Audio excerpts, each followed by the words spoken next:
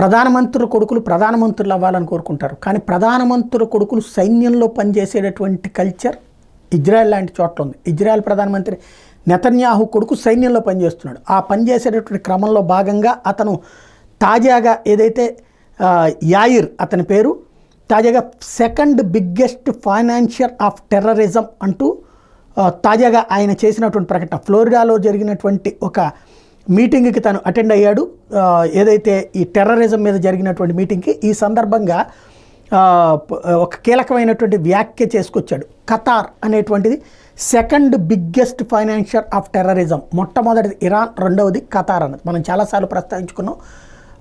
ప్రపంచంలో ఉన్నటువంటి సామాజిక వర్గం వాళ్ళందరి దగ్గర నుండి ఏదైతే మతరాజ్య స్థాపన కోసం అని చెప్పేసి డబ్బులు ఇవ్వమని చెప్పేసి ఆ డబ్బులంతా పోగేసి ఈ టెర్రర్ ఆర్గనైజేషన్స్కి ఇస్తున్నటువంటి సంస్థ ఖతార్.